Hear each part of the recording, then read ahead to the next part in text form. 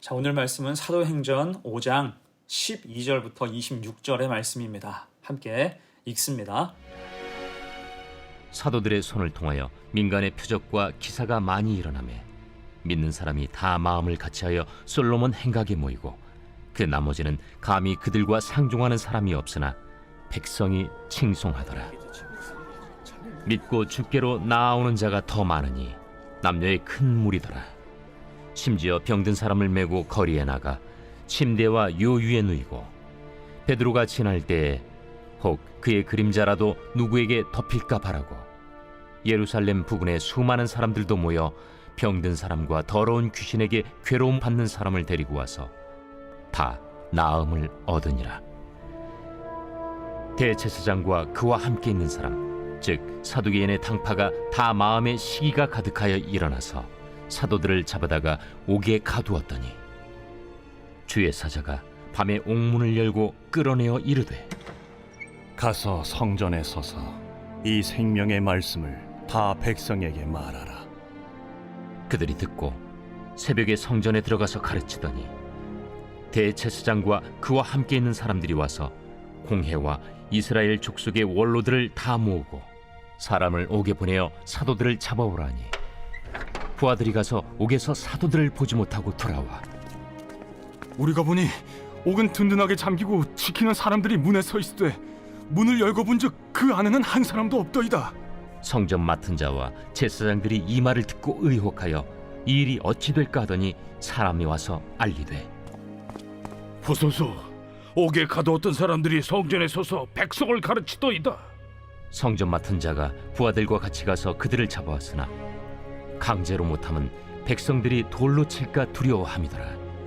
쉽게 무너지지 않는 이란 제목으로 말씀 증거합니다. 자, 지난 시간 아나니아와 삽비라 사건으로 인해서 초대교회 성도들은 적지 않은 충격을 받았습니다. 11절 보세요. 온 교회와 이 일을 듣는 사람들이 다 크게 두려워하니라.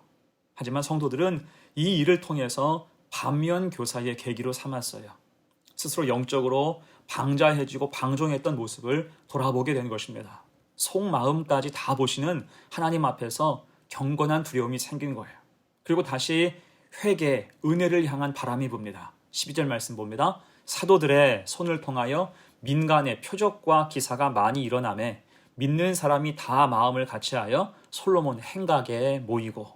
자, 여기서 솔로몬 행각이 어디입니까? 안진뱅이 사건 때 베드로가 설교했던 곳이에요. 구원의 은혜가 가득 임했던 곳입니다. 그러니까 그들은 영적인 위기 앞에서 다시 은혜 앞에 모인 거예요. 여러분, 그래서 성도에게 문제가 생기면 어디를 가야 됩니까? 교회로, 예배의 자리로, 곧 십자가 앞에 서야 할 줄로 믿습니다. 이것이 신실한 성도의 모습이에요. 위기 앞에서 눈치 보지 않고 다른 것 바라보지 않고 다시 주님 앞으로 기도의 자리로 모여야 한다는 것입니다. 이에 우리도 어떤 문제든 문제가 생기면 당장 하나님 앞으로 나아가야 할 것입니다. 왜요? 하나님이 그 상한 심령을 찾으시기 때문이에요.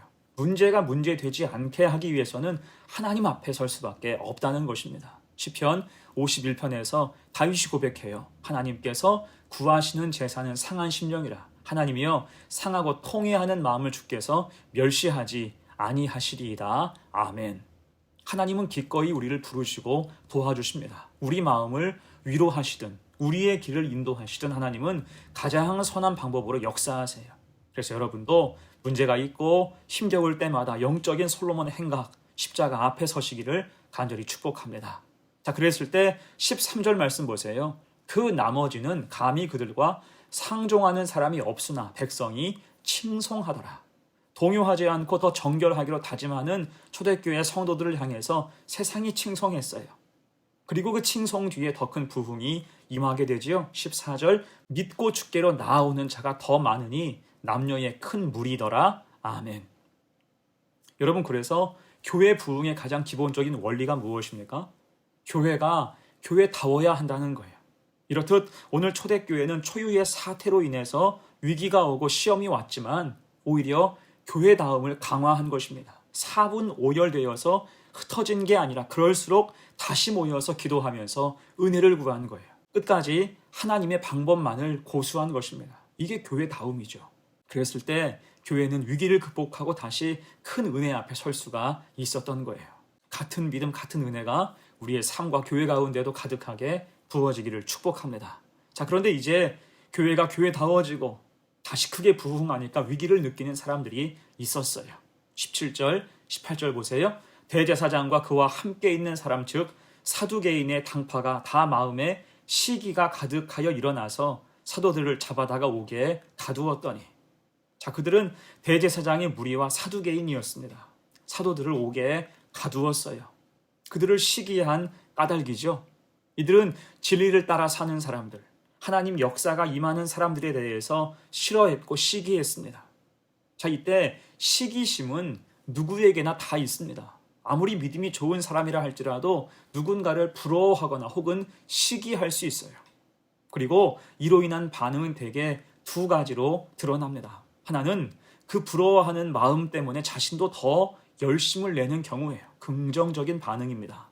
고린도후서 9장에 이런 말씀이 있어요. 성도를 섬기는 일에 대하여는 내가 너희에게 쓸 필요가 없나니 이는 내가 너희의 원함을 알미라. 내가 너희를 위하여 마게도냐인들에게 아가야에서는 1년 전부터 준비하였다는 것을 자랑하였는데 과연 너희의 열심이 퍽 많은 사람들을 분발하게 하였느니라. 아멘.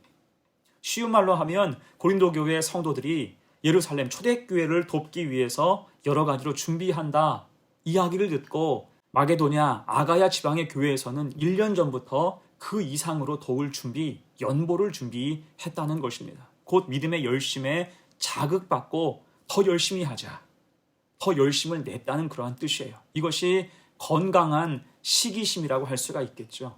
자, 그런데 이런 부러워하는 마음, 시기심이 부정적으로 표출될 수도 있는데 그것이 본문의 경우예요. 폭력으로 비화하는 거지요. 초대교회를 중심으로 성령의 역사가 일어나는 것이 대제사장 무리들에게는 영 못마땅한 것입니다. 또한 그토록 무시했던 제자들, 특히 베드로의 설교를 듣고는 하루 3,000명 이상의 사람들이 회개하고 세례를 받았어요. 더 나아가서 초대교회를 통해서 유무상통의 삶이 이루어지고 사도들이 가는 곳마다 표적과 기사가 나타났습니다. 이에 대제사장 무리들은 시기심으로 가득 찬 거예요. 그리고 이내 그 시기심은 폭력으로 변질을 했지요. 과시할 것은 물리적인 힘밖에 없었습니다. 그래서 곧장 사도들을 체포해서 옥에 가두어 버렸어요. 하지만 여러분, 그 옥문을 누가 열어주셨습니까? 하나님께서 주의 사자가 친히 열어주셨어요. 그리고 사명을 주셨죠. 그것이 19절 20절입니다. 주의 사자가 밤에 옥문을 열고 끌어내어 이르되 가서 성전에 서서 이 생명의 말씀을 다 백성에게 말하라. 아멘.